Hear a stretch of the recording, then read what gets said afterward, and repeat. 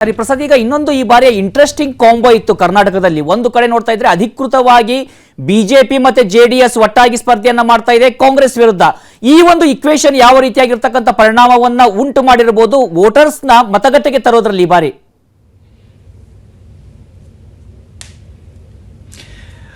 ಸಹಜವಾಗಿಯೇ ಈ ಬಾರಿ ಮತದಾನ ಪ್ರಕ್ರಿಯೆಯನ್ನು ನಾವು ಗಮನಿಸಿದಾಗ ಒಳ್ಳೆಯ ಮತದಾನ ಆಗಿರುವಂತದ್ದು ಮಂಡ್ಯದಲ್ಲಿ ರೆಕಾರ್ಡ್ ಆಗಿದೆ. ಹಾಸನದಲ್ಲೂ ಕೂಡ ಆ ರೀತಿಯಾದಂತ 74% ಅಷ್ಟು 5 ಗಂಟೆ ಒಳಗಡೆ ಮಂಡ್ಯದಲ್ಲಿ ವೋಟಿಂಗ್ ಆಗಿದೆ ಮತ್ತು ಸುಮಾರು 72% ಅಷ್ಟು ಮತದಾನ ಹಾಸನದಲ್ಲೂ ಕೂಡ 5 ಗಂಟೆ ಒಳಗಡೆ ಆಗಿರುವಂತ ಗಮನಿಸಿದಾಗ ಬಹುತೇಕ 2 ಜಿಲ್ಲೆಗಳಲ್ಲಿ 80% ಅಥವಾ 85% ವರೆಗೆ ಮತದಾನ ಆಗಿರುವಂತಹ ಚಾನ್ಸಸ್ ಕಂಡು ಬರ್ತಾ ಇದೆ. ಈ ಜಿಲ್ಲೆಗಳು ಪೊಲಿಟಿಕಲಿ ಬಹಳ ಅವೇರ್ ಆಗಿರುವಂತಹ ಜಿಲ್ಲೆಗಳು, ಪೊಲಿಟಿಕಲಿ ಅಲ್ಲಿ ಪಾರ್ಟಿಸಿಪೇಷನ್ ಕೂಡ ಜಾಸ್ತಿ ಇರುವಂತಹ ಜಿಲ್ಲೆಗಳು. ದಕ್ಷಿಣ ಕನ್ನಡ, ಉಡುಪಿ ಈ ಭಾಗಗಳಲ್ಲೂ ಕೂಡ ಜಾಸ್ತಿ ಮತದಾನ ವಾಡಿಕೆಯಂತೆ ಈ ಬಾರಿಯೂ ಕೂಡ ಆಗಿದೆ. ಆದ್ರೆ ಅಲ್ಲಿ ಜೆಡಿಎಸ್ ನ ಪ್ರಭಾವಗಳಿರುವುದಿಲ್ಲ. ಅಲ್ಲಿ ಸಹಜವಾಗಿ ಕಾಂಗ್ರೆಸ್ ವರ್ಸಸ್ ಬಿಜೆಪಿ ಇರುವಂತಹ ಜಿಲ್ಲೆಗಳು. ಆದ್ರೆ ಇಲ್ಲಿಗೆ ಬಂದಾಗ, ಹಳೆ ಮೈಸೂರು ಭಾಗಕ್ಕೆ ಬಂದಾಗ ಇಲ್ಲೂ ಕೂಡ ಒಳ್ಳೆಯ ಪರ್ಸೆಂಟೇಜ್ ಆಫ್ ವೋಟ್ ಆಗಿದೆ. ಅಂದ್ರೆ ಎಲ್ಲ ಮತದಾರರು, ಅದು ಕಾಂಗ್ರೆಸ್ ನ ಮತದಾರರು ಇರ್ಬೋದು ಅಥವಾ ಜೆಡಿಎಸ್ಗೆ ವೋಟ್ ಹಾಕುವಂತವ್ರು ಇರ್ಬೋದು ಅಥವಾ ಭಾರತೀಯ ಜನತಾ ಪಕ್ಷಕ್ಕೆ ವೋಟ್ ಹಾಕುವಂತವ್ರು ಇರ್ಬೋದು, ಇವರೆಲ್ಲರೂ ಕೂಡ ಮತಗಟ್ಟೆಯ ಕಡೆಗೆ ಬಂದಿದ್ದಾರೆ ಅನ್ನೋದ್ರಲ್ಲಿ ಯಾವುದೇ ಅನುಮಾನ ಬೇಕಿಲ್ಲ. ಅಂದ್ರೆ ಎಷ್ಟು ಮತದಾನ ಈ ಭಾಗಗಳಲ್ಲಿ ಆಗ್ತಾ ಇತ್ತು ಅದಕ್ಕಿಂತ ಸ್ವಲ್ಪ ಜಾಸ್ತಿ ಪ್ರಮಾಣದಲ್ಲಿ ಪಾರ್ಟಿಸಿಪೇಷನ್ ಅಂತೂ ಇದ್ದೇ ಇರುವಂತದ್ದು ಕಂಡು ಬರ್ತದೆ. ಅಂದ್ರೆ ಜನರಲ್ಲಿ ಈ ಚುನಾವಣೆಯ ಬಗ್ಗೆ ಒಂದು ಆಸಕ್ತಿ ಇತ್ತು, ವಿಶೇಷವಾದಂತಹ ಉತ್ಸಾಹ ಇದ್ದೇ ಇತ್ತು. ಇನ್ನು ಪರ್ಟಿಕ್ಯುಲರ್ ಆಗಿ ಈ ಕಾಂಬೋ ಹೇಗೆ ಕೆಲಸ ಮಾಡಿದೆ, ಈ ಒಂದು ಮೈತ್ರಿ ಹೇಗೆ ಕೆಲಸ ಮಾಡಿದೆ ಅನ್ನೋದಂತಹ ಕುತೂಹಲವು ಕೂಡ ಇದ್ದೇ ಇರುವಂತದ್ದು. ಬಿಜೆಪಿ ತಾನು ಗೆಲ್ಲೋದಿಕ್ಕೆ ಸಾಧ್ಯ ಇರದಂತಹ ಕ್ಷೇತ್ರಗಳನ್ನ, ಅಂದ್ರೆ ಇದುವರೆಗೆ ಅದು ಲೋಕಸಭೆಯಲ್ಲಿ ಪ್ರತಿನಿಧಿಸದೇ ಇರುವಂತಹ ಕ್ಷೇತ್ರಗಳನ್ನ ಇಲ್ಲಿ ವಿಶೇಷವಾಗಿ ಜೆಡಿಎಸ್ಗೆ ಬಿಟ್ಟುಕೊಟ್ಟಿರುವಂತದ್ದು. ಅಂದ್ರೆ ಹಾಸನ ಮತ್ತೆ ಮಂಡ್ಯ ಈ 2 ಲೋಕಸಭಾ ಕ್ಷೇತ್ರಗಳನ್ನ ಬಿಟ್ಟುಕೊಟ್ಟಿರುವಂತ ಮತ್ತು ಬಿಜೆಪಿ ಸಿಂಬಲ್ ನಲ್ಲಿ ಬೆಂಗಳೂರು ಗ್ರಾಮಾಂತರದಲ್ಲಿ ನಿಂತಿರುವಂತದ್ದು ಡಾಕ್ಟರ್ CN ಮಂಜುನಾಥ್ ಅವರು.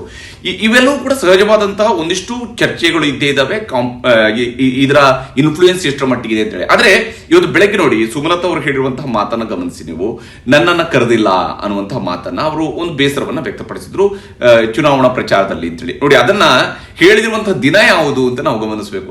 ಇವತ್ತು ಮತದಾನ, ಇನ್ನು ಕಳೆಯೋದಕ್ಕೆ ಆಪ್ಷನ್ ಇಲ್ಲ. ಇವತ್ತಿಗೆ ಮತದಾನ ಪ್ರಕ್ರಿಯೆ ಎಲ್ಲವೂ ಕೂಡ ಮುಗಿದಿದೆ. ಹಂಗಾದ್ರೆ ಕುಮಾರಸ್ವಾಮಿ ಅವರು ಇನ್ನೊಂದು ಪ್ರಶ್ನೆಯನ್ನ ಎತ್ತಿದ್ರು, ನಾನು ಹಂಗಾದ್ರೆ ಅವರ ಮನೆಗೆ ಹೋಗಿ ಕರೆದಿರೋದು ಏನು ಅಂತ ಹೇಳಿ. ಅಂದ್ರೆ ತಾನು ಹೋಗಿ ಅವ್ರನ್ನ ಭೇಟಿಯಾದ ನಂತರ ಸುಮಲತಾ ಅವರು ನಿರ್ಧಾರವನ್ನು ಪ್ರಕಟಿಸಿರುವಂತದ್ದು ಇದ್ದೇ ಇರುತ್ತೆ. ರಾಜಕೀಯದಲ್ಲಿ ಒಮ್ಮೆ ಚುನಾವಣೆ ಅನ್ನುವಂತಹ ರಣವೀಳ್ಯ ಹೊರಡಿಸಿದ ಮೇಲೆ ಸಪರೇಟ್ ಆಗಿ ವೀಳ್ಯವನ್ನು ಹಂಚುವಂತಹ ಕೆಲಸ ಇರೋದಿಲ್ಲ. ಇಲ್ಲಿ ರಾಜಕೀಯ ಅನ್ನುವಂಥದ್ದು ಯಾವತ್ತೂ ಕೂಡ ಎಲ್ಲರ ಪಾರ್ಟಿಸಿಪೇಷನ್ ಇರುತ್ತೆ. ನಾಯಕರುಗಳನ್ನ ಹೋಗಿ ಮನೆಗೆ ಹೋಗಿ ಕರ್ಕೊಂಡು ಬಂದು ಮತ ಹಾಕಿಸುವಂತ ಮತ ಪ್ರಚಾರಕ್ಕೆ ಬರುವಂತದ್ದು, ನೀವು ಚುನಾವಣೆಯಲ್ಲಿ ಪ್ರಚಾರಕ್ಕೆ ಬನ್ನಿ ಅಂತ ಕೇಳುವಂತದ್ದು ಸ್ವಲ್ಪ ಕಡಿಮೆ ಇರುತ್ತೆ. ಅದೇ ಇಲ್ಲಿ ಸುಮಲತಾ ಅವರು ಈ ರೀತಿಯಾಗಿ ನನ್ನನ್ನು ಕರಿಬೇಕಾಗಿತ್ತು ಅಂತ ಬಯಸಿರೋದ್ರಲ್ಲಿ ತಪ್ಪೇನಿಲ್ಲ. ಯಾಕಂದ್ರೆ ಅವರು being the sitting MP Mandya, ಅವರು ಸಹಜವಾಗಿ ನಾವು ನಿರೀಕ್ಷೆ ಇಟ್ಕೊಂಡಿರ್ಬೋದು. ಆದ್ರೆ ಅವರನ್ನ ಬಳಕೆ ಮಾಡ್ಕೊಂಡಿಲ್ಲ ಜೆಡಿಎಸ್ ಅನ್ನೋದು ಕೂಡ ಸ್ಪಷ್ಟ. ಅಂದ್ರೆ ಅವರು ಹೇಳಿರುವಂತಹ ಮಾತ್ರ ಮೂಲಕವಾಗಿ ಏನ್ ಸಂದೇಶ ರವಾನೆ ಮಾಡಬಹುದಾಗಿತ್ತು ಕಡೆ ಕ್ಷಣದಲ್ಲಿ, ಆ ಸಂದೇಶವನ್ನಂತ ಅವರು ರವಾನೆ ಮಾಡಿದ್ದಾರೆ. ಅಲ್ಲ, ಈ ಒಂದು ಸಂದರ್ಭದಲ್ಲಿ ಒಂದು ಪ್ರಶ್ನೆ ಮೂಡುತ್ತೆ. ಈಗ ಕ್ವಿಕ್ ಆಗಿ ನಿಮ್ಮ ರಿಯಾಕ್ಷನ್ ಅನ್ನ ಕೊಡೋದಾದ್ರೆ, ಇವತ್ತು ಬಹುತೇಕವಾಗಿ ಒಕ್ಕಲಿಗ ಬಾಹುಳ್ಯ ಉಳ್ಳಂತ ಎಲ್ಲಾ ಕ್ಷೇತ್ರಗಳ ಮತದಾನ ಆಗೋಗಿದೆ. ಹೀಗಾಗಿ ಇವತ್ತು ಒಂದು ಪ್ರಶ್ನೆ ಮೂಡ್ತಾ ಇದೆ, ಒಕ್ಕಲಿಗ ನಾಯಕತ್ವ ಅನ್ನೋದೇನಿದೆ ಅದನ್ನ ಈ ಚುನಾವಣೆ ನಿರ್ಧಾರ ಮಾಡುತ್ತಾ ಅಂತ.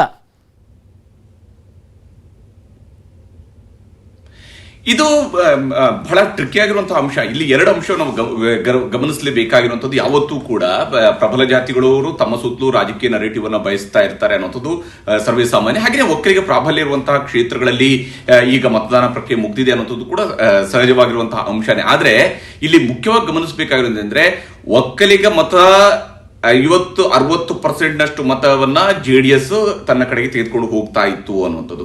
ಯಾವತ್ತೂ ಕೂಡ 30% ಆಸುಪಾಸಿನಲ್ಲಿ ಮತವನ್ನ ಕಾಂಗ್ರೆಸ್ ಕೂಡ ಪಡಿತಾ ಇತ್ತು. ಹೀಗಿರುವಾಗ ಕಾಂಗ್ರೆಸ್ ಪಡಿತಾ ಇರುವಂತಹ ಮತ ಪ್ರಮಾಣದಲ್ಲಿ ಒಂದು 5% ಸ್ವಿಂಗ್ ಆಗುತ್ತಾ ಅನ್ನುವಂತ ನಿರೀಕ್ಷೆ ಇದ್ದೇ ಇರುವಂತದ್ದು. ಅಹಿಂದ ಮತಗಳು ಬಹಳ ಡಿಸೈಡಿಂಗ್ ಫ್ಯಾಕ್ಟರ್ ಇರುತ್ತೆ ಒಕ್ಕಲಿಗ ಪ್ರಾಬಲ್ಯ ಇರುವಂತಹ ಮತಕ್ಷೇತ್ರಗಳಲ್ಲೂ ಕೂಡ. ಆ ಅಹಿಂದ ಜೊತೆಗೆ ಒಕ್ಕಲಿಗ ಮತ ಕನ್ವರ್ಟ್ ಆದ್ರೆ ಮತ್ತು ವಿಶೇಷವಾಗಿ ಹೆಣ್ಮಕ್ಳು ಹೆಂಗೆ ವೋಟ್ ಹಾಕಿದ್ದಾರೆ ಅನ್ನೋದು, ಮಹಿಳೆಯರ ಮತ ಯಾವ ರೀತಿಯಾಗಿ ಸ್ವಿಂಗ್ ಆಗಿದೆ ಅನ್ನೋದು ಕೂಡ ಬಹಳ ಮುಖ್ಯ ಆಗುತ್ತೆ. ಒಂದು ವೇಳೆ ಮಂಡ್ಯ, ಹಾಸನ, ಮತ್ತು ಬೆಂಗಳೂರು ಗ್ರಾಮಾಂತರ ಈ 3 ಕ್ಷೇತ್ರವನ್ನ ಬಿಜೆಪಿ ಜೆಡಿಎಸ್ ನವರಿಗೆ ಗೆದ್ರು ಅಂತ ಹೇಳಿದ್ರೆ ಸಹಜವಾಗಿ ಇದು ಕುಮಾರಸ್ವಾಮಿ ಅವರಿಗೆ ಒಕ್ಕಲಿಗರು ಅವ್ರ ಪರವಾಗಿ ನಿಂತಿದ್ದಾರೆ ಅನ್ನುವಂತಹ ಒಂದು ಅಭಿಪ್ರಾಯ ವ್ಯಕ್ತ ಆಗುತ್ತೆ. ಅಥವಾ ಕಾಂಗ್ರೆಸ್ ಈ 3 ಕ್ಷೇತ್ರಗಳನ್ನ ಗೆದ್ರೆ ಅಥವಾ ಇದರಲ್ಲಿ 2 ಕ್ಷೇತ್ರವನ್ನ ಗೆದ್ರು ಕೂಡ ಒಕ್ಕಲಿಗರ ಪ್ರಾಬಲ್ಯವನ್ನ ತಾನು ಉಳಿಸ್ಕೊಂಡಿದ್ದೀನಿ ಅನ್ನುವಂತಹ ರೀತಿಯಲ್ಲಿ, ಅಂದ್ರೆ ಕಳೆದ ಅಸೆಂಬ್ಲಿ ಎಲೆಕ್ಷನ್ ನಲ್ಲಿ ಏನೊಂದು ಅವಕಾಶ ಹಳೆ ಮೈಸೂರು ಭಾಗದಲ್ಲಿ ಕಾಂಗ್ರೆಸ್ ಸಿಕ್ಕಿದಲ್ಲ ಅದು ತಾನು ಉಳಿಸ್ಕೊಂಡಿದ್ದೀನಿ ಅನ್ನುವಂತಹ ರೀತಿಯಾದಂತಹ ಮೆಸೇಜ್ ಕೂಡ ಪಾಸ್ ಆಗ್ಬೋದು. ಏನಾದ್ರೂ ಕೂಡ ಒಕ್ಕಲಿಗರ ಪ್ರಾಬಲ್ಯದ ನಾಯಕತ್ವದ ಒಂದು ಫೈಟ್ ಕುಮಾರಸ್ವಾಮಿ ಮತ್ತು ಡಿ ಕೆ ಶಿವಕುಮಾರ್ ಅವರ ನಡುವೆ ಈ ಬಾರಿಯ ಲೋಕಸಭೆ ಚುನಾವಣೆ ನಡೆದಿರುವುದು ಬಹಳ ಮಹತ್ವ ಪಡ್ಕೊಂಡಿತ್ತು.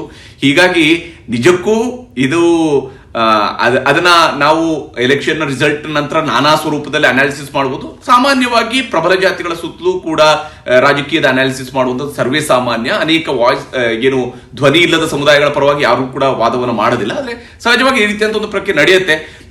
ಇದು ಇಂಟ್ರೆಸ್ಟಿಂಗ್ ಆಗಿರುವಂತದ್ದು ರಾಘವೇಂದ್ರ, ಯಾಕಂದ್ರೆ ಇಲ್ಲಿ ಯಾರು ಮುಂಚೂಣಿಯಲ್ಲಿ ಬರ್ತಾರೆ ಅವರು ಈಗ ಒಕ್ಕಲಿಗರ ಸಮುದಾಯದ ಮೇಲೆ ಹೆಚ್ಚು ಹಿಡಿತವನ್ನ ಸಾಧಿಸಿದ್ದಾರೆ ಅನ್ನುವಂಥದ್ದಂತೂ ಆ ಸ್ಪಷ್ಟ ಸಂದೇಶ ಈ ಲೋಕಸಭೆ ಚುನಾವಣೆ ನಂತರ ರವಾನೆ ಆಗುವಂಥದ್ದು ಇದ್ದೇ ಇರುವಂತದ್ದು. ರಾಘವೇಂದ್ರ ಗುಡಿ, ಧನ್ಯವಾದಗಳು ಹರಿಪ್ರಸಾದ್ ನಿಮ್ಮೆಲ್ಲ ಮಾಹಿತಿಗೆ. ಕನ್ನಡಿಗರ ನೆಚ್ಚಿನ ನ್ಯೂಸ್ 18 ಕನ್ನಡ ಈಗ ವಾಟ್ಸ್ಆಪ್ನಲ್ಲೂ ಲಭ್ಯ. ಕರ್ನಾಟಕ, ದೇಶ ವಿದೇಶಗಳ 360 ಡಿಗ್ರಿ ಸುದ್ದಿಯ ವಿವರಗಳನ್ನ ನಿಮ್ಮ ಕೈ ಬೆರಳುಗಳಲ್ಲೇ ಪಡಿಲಿಕ್ಕೆ ಈ QR ಕೋಡ್ ಅನ್ನ ಸ್ಕ್ಯಾನ್ ಮಾಡಿ, ನಮ್ಮ ಚಾನಲ್ ಫಾಲೋ ಮಾಡಿ, ನೋಟಿಫಿಕೇಶನ್ ಆನ್ ಮಾಡಿ.